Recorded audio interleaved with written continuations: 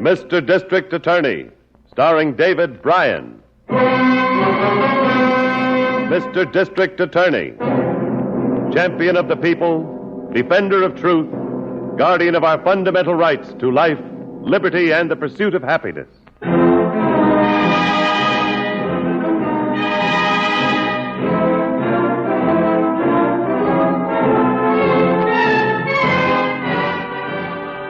And it shall be my duty as district attorney not only to prosecute to the limit of the law all persons accused of crimes perpetrated within this county, but to defend with equal vigor the rights and privileges of all its citizens.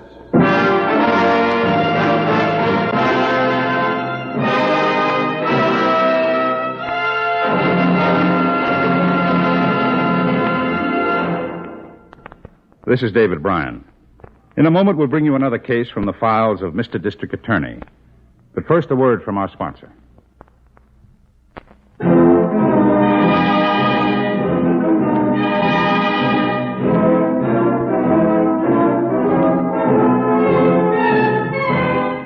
And now, here is our star, David Bryan, as Paul Garrett, Mr. District Attorney.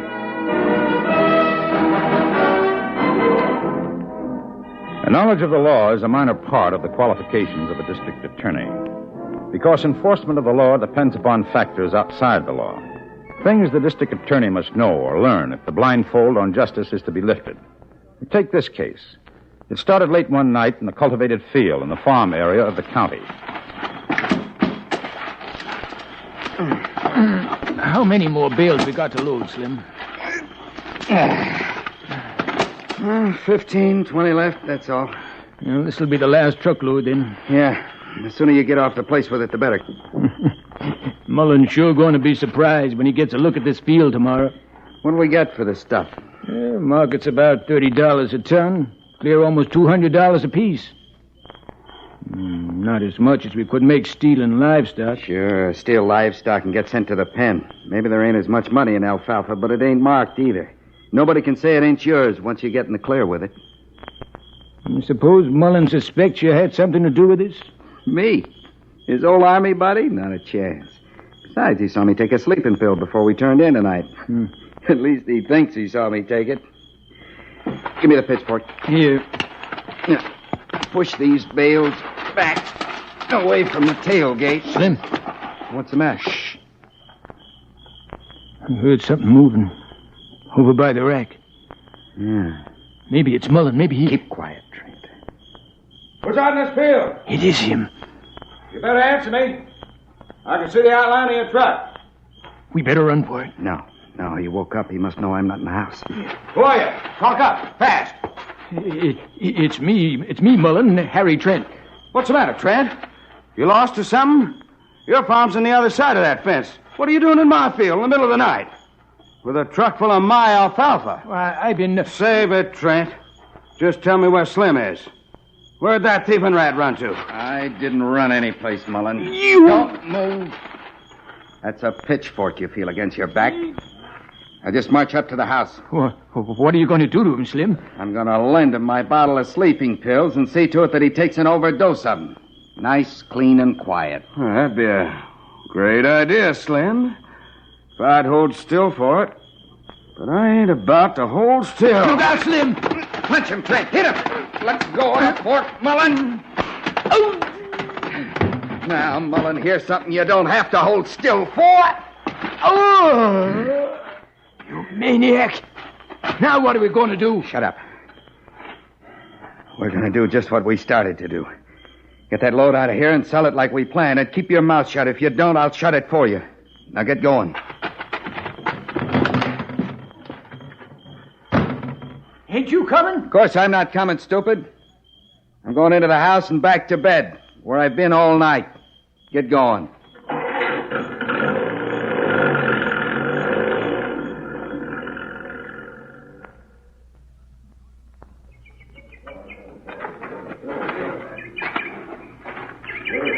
There's the body, Chief. Who found it, Harriet?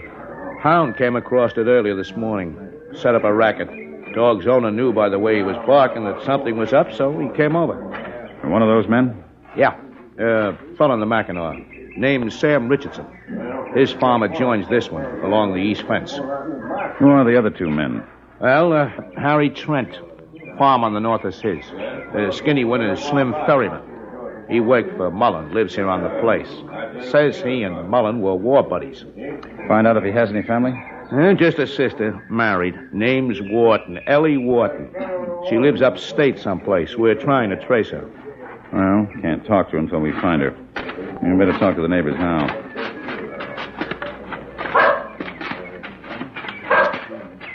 It's all right, Chinks. Just lie down. He won't bite. This is Mr. Garrett, the district attorney, gentlemen. Howdy. This is Sam Richardson, chief. This one's Harry Trent, and this one is Slim Ferryman. Hi. Hello. Gentlemen, I understand your dog found the body, Mr. Richardson. That's right. When did you last see Mullen alive? Yesterday morning. Passed each other by the fence down there. Talked a minute or two. Now, how about you, Mr. Trent? Well, I ain't seen Mullen for a couple of days, I guess.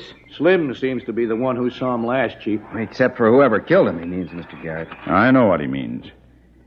Tell me about you while we walk over to the house. Well, sure.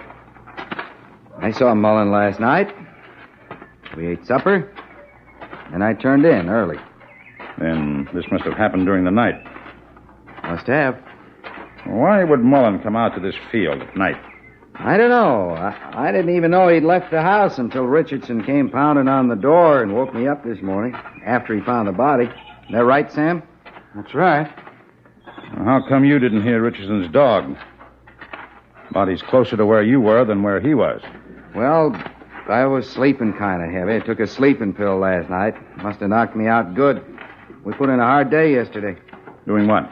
Loading alfalfa from this field onto the truck. Me and Mullen must have moved about 200 bales. Oh? Well, I was wondering why there were so few bales from such a large field. Only a dozen or so left. Well, Mullen had a buyer for most of it, I guess. Anyhow, he spent the day trucking it away. Tire tracks all over the field, chief. Mm-hmm. Any idea who Mullen sold his crop to, Slim? He didn't say. You think somebody might have paid for the stuff, chief? Then come back to rob him? Yeah, that's it. Mullen made the robbing mighty convenient by coming out into this field at night. Mm-hmm. There was no money on the body, chief. He may have hidden it in the house, or maybe he even had time to bank it yesterday. I want a thorough check made on it. If anybody... Oh, that's the phone. Hold it, Slim. I'll get it. You stay out here.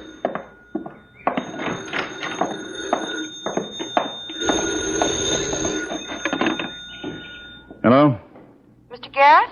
Oh, yes, Miss Miller. We located Mullen's sister, Ellie Wharton. Oh, good. Where is she? A town called Haskell, about 40 miles upstate. The address is 414 Sycamore Street.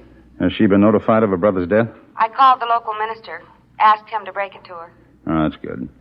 She may be in condition to talk by the time Harrington and I get there. I want you to call the lab. Have Fred Morgan set out here. Tell him to bring plaster of Paris, moulage equipment. Yes, sir. There are a lot of truck tire tracks in the field where Mullen was killed. I want castings made and compared with the tire tread on Mullen's own truck to make sure it was Mullen's truck. Yes, sir.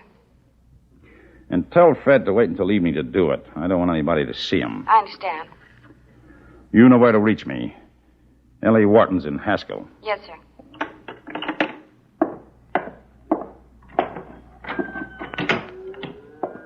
Who was it?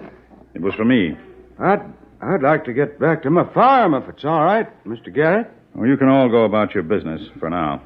Come on, Harrington. Where to, chief? Haskell, in upstate. We've located Mullen's sister. You, think she'll know anything? Well, I don't know.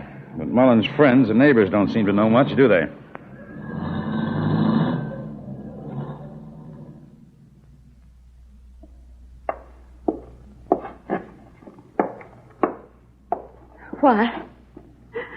Why would anybody want to kill him? Won't you sit down, Mrs. Wharton? Please. I can't. He was here only last Sunday, spending the day with us, playing with the baby and arguing with Dan. Who was Dan? My husband. What were they arguing about, Mrs. Wharton? Oh, I didn't mean a real argument. Politics, taxes. You know how men get to talking. Do you know of anybody who might have gained anything by having your brother out of the way? No, he never made any enemies. The motive must have been robbery, Chief. The crop money. Yes. I guess we'd better get back to town. Oh, you shouldn't be alone here, Mrs. Wharton. The minister's coming back later. Can't your husband come home from work? He's away for a few days on a business trip. Away? Where? Buying crops. He works for the Haskell Feed and Grain Company. Oh, I see. Well, goodbye, Mrs. Wharton.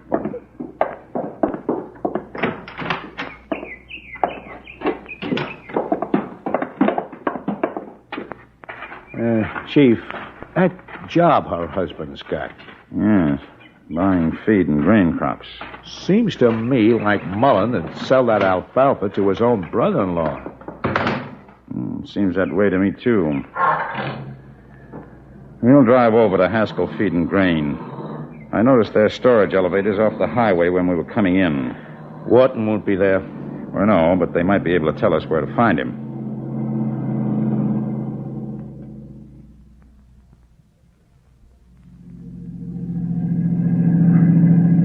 Almost 4 p.m., Chief. We must have covered 50 farms since yesterday afternoon. Well, Wharton's in this area someplace. Hey, look. Huh? What? Car parked outside of the barn up ahead. Yeah, that's it, all right. Haskell Feed and Grain emblem on the side of the door. I don't see anybody around. He might be in the barn.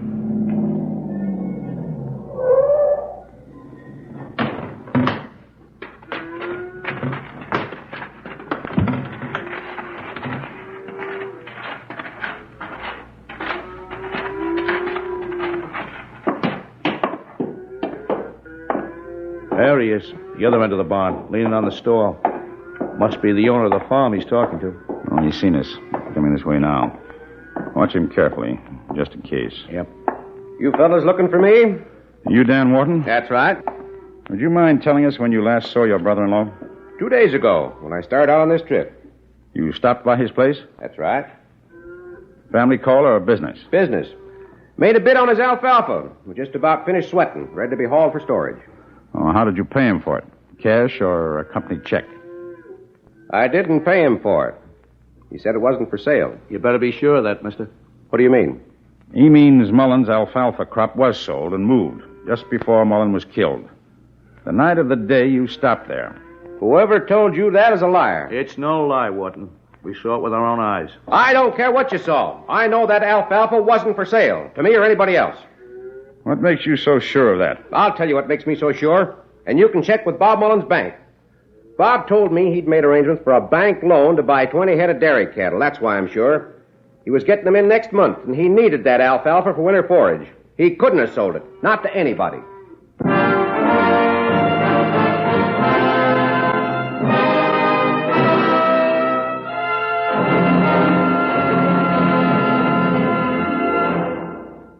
This is David Bryan. Before we continue with Mr. District Attorney in the case of the blood harvest, here is an important message from my sponsor.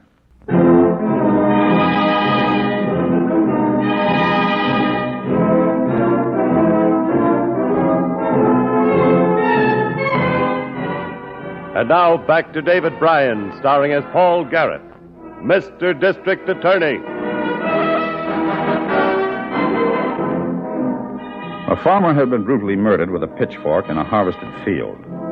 His helper had stated that the crop of alfalfa from the field had been sold the day of the murder. But the brother-in-law of the slain man insisted that the crop had not been sold. By the time I got back to my office, there was more disturbing information. Morgan left these plaster castings of the truck tracks yesterday afternoon. Will they match the tire treads on Mullen's truck? He says no. Mullen's tires have just been recapped. These are badly worn. He marked the spots with red ink, especially the crescent-shaped gouge mark. Might have been the buyer's truck, Chief. Yes, except that Slim Ferryman said that Mullen hauled the stuff away after loading it. If it was the buyer's truck, Slim would have known who the buyer was, at least a description. Come on, Harrington. Bring those tire track castings with him. Where to this time? Back to Mullen's farm.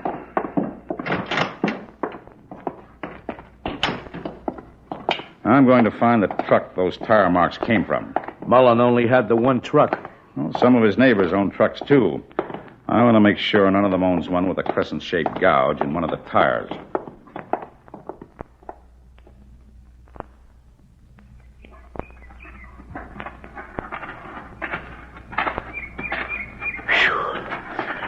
I'm about walked out, Chief. Why are we crossing the fields when we could drive to each place? I don't want anybody to know what we're looking for. Well, Richardson's place was clear. But we're lucky we didn't run into that dog of his. Well, this is Trent's place. Yeah, looks like he moved his alfalfa crop, too. Fields are clear. Where's the house? Just about making it out, see? Right there through the trees. Good. They'll keep us covered. Keep your eyes on the ground. Right. Hey, hold it. What? Nothing. Tractor marks here. Not what we're looking for. Loose straw on the ground over there. Might have been a loading spot. Move that way. Yeah. Trent must have had a lot of bales stacked there. Yes. Well, he certainly did. And there are the truck marks. Same tread as the casting, all right. And there's our crescent-shaped mark. That truck might be over in the barn. Now, let it go for now. Send a lad crew out late tonight and get a casting right from the tire while Trent's asleep. Are we going to drive all the way back into town? No. We'll call them from the village and wait for them. Meanwhile, let's get off Trent's property before he sees us.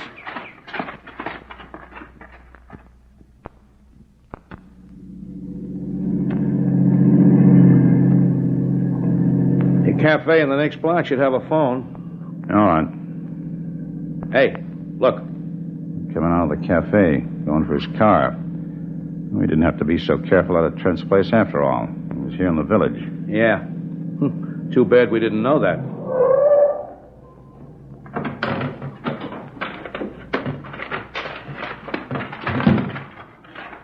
Well, looks like Trent isn't the only one taking a day off. Yeah. Slim Ferryman in there at the counter. They must have been together. Now, let's go in.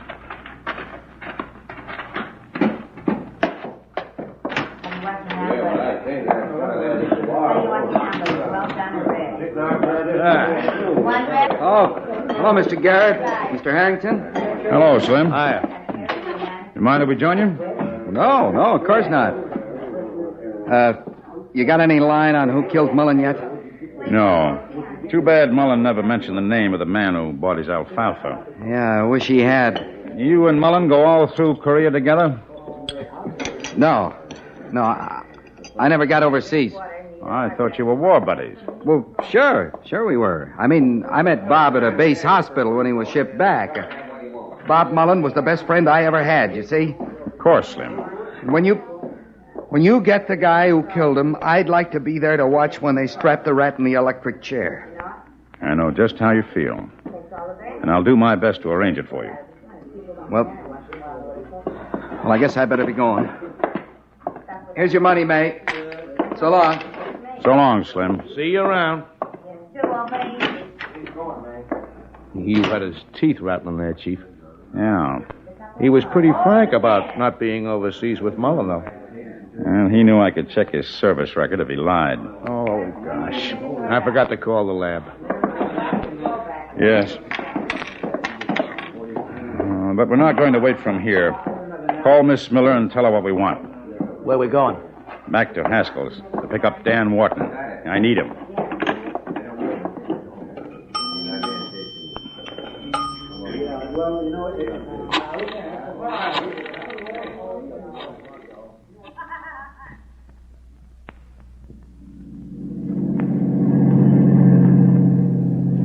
Look, Mr. Garrett, I don't know where you're taking me, but I don't want to leave Ellie alone for long. We'll get you back as soon as possible. You want to help us get the persons responsible for Mullen's death, don't you? You know who did it? Well, we think so. But we need your help to prove it. How much acreage did Mullen have in alfalfa? Like 7 or 8 to me. 8's right. Know exactly how much the yield was? Well, just about 2 tons an acre. 16 ton all told. That's a good yield for this year. We saw Trent's alfalfa acreage, Harrington. I'd say he cut about 6 acres, wouldn't you? Gee, Chief, I wouldn't know. I can tell you, it was 6 acres. Well, how do you know, Wharton? I bought Trent's alfalfa crop from my company. Saw him right after Mullen refused to sell. Feed and grain companies keep a record of all their purchases, don't they? Sure. Can the bales be identified? I mean, are they tagged or stored in such a way that you could tell whom they were bought from? Yes, they are. What are you driving at, Chief? Final proof to break Trent down. I want to know if Trent sold any more than 12 tons of alfalfa.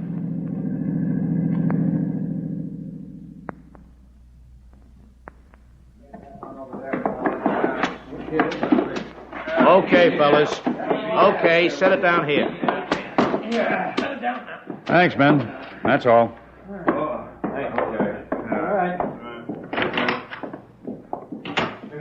So he did sell more. That's right, Wharton. This is one of the bales Trent sold to Prescott Grain and Feed. Sold it the day after he sold his entire crop to you. And the day after Mullen was murdered. How much of it did he sell? 15 tons. Just a little less than Mullen raised. There are a dozen bales left on Mullen's field, remember? Now, you've got to help us. Is it humanly possible to prove that this alfalfa came from Mullen's fields and not Trent's? Yes. Stuff grown on adjoining acreage? How? Not by the alfalfa itself, but the way it's baled. This stuff Trent sold to me is baled with 14-gauge wire. And what about it? This stuff he sold to Prescott's is baled with 16-gauge wire. And that's the wire Bob Mullen baled with, 16-gauge. All right, Harrington. Now we're ready to pick Trent up. And he can tell us where Slim Ferryman fits. Come on.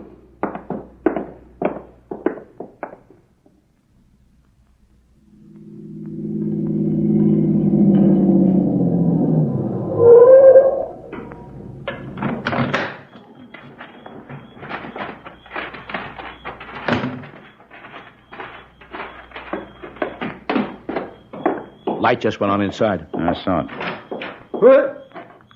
Oh, it's you fellas. I heard your car come up the road and I thought... And you thought it was somebody else. No, I didn't know who it was. Oh, we thought you might have been expecting Slim Ferryman. No. Why would Slim come here? To take a few lessons in farming, perhaps. So you could show him how to raise 27 tons of alfalfa on 6 acres. 27? You must know how to do it, Trent, because you sold 27 tons. But 15 tons of it belonged to Bob Mullen. He baled heavier. He used 16-gauge wire while you used 14-gauge. I bought Mullen's crop. He turned down Dan Wharton and sold it to you? I mean, I hauled it for him. He thought the price might be better someplace else. Not enough to haul it an extra 30 miles to Prescott's. And besides, you made that sale the day after Mullen was killed. I had to do it. I was in a trap. I was afraid Slim would kill me, too. Did he kill Mullen? Were you an eyewitness? Yes, I saw him do it. I never touched Mullen. Where is Slim now? I thought you were him when you drove up. He was going to come by sometime during the night. I've been holding Prescott's check for Mullen's crop. You see, Slim was going to pick it up, take it someplace tomorrow for cashing. There's a car coming up the road now, Chief. Handcuff Trent to that water pipe, quick. But I didn't kill him, I didn't... Mister, make it easy. Let's get out there, Harrington. Why not let them come to us? He won't stop. You'll see our car and recognize it the minute he turns in behind the house. He saw it. He's backing up the turn. Get his tires. That stopped him. He's running for it. Move off to that side. The car's shielding him. Stop running, Slim. You can't beat a bullet. He's running into the barn. What's that?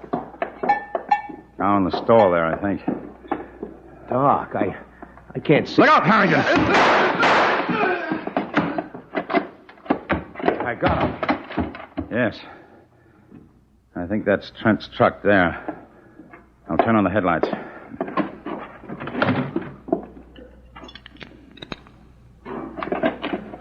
He's dead, Harrington. Yeah, I didn't see him. I don't even know how I hit him.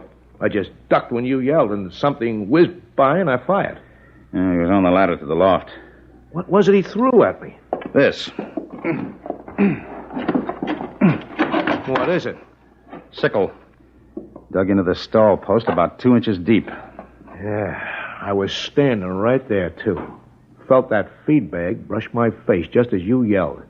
It's a lucky thing you did. Yeah, I'm afraid Slim Ferryman wouldn't agree with him.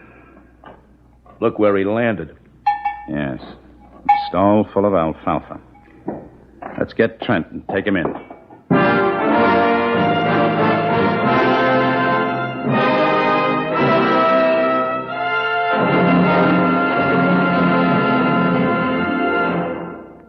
This is David Bryan. I hope you enjoy this case from the files of Mr. District Attorney. I'll be back in just a moment after this message from our sponsor.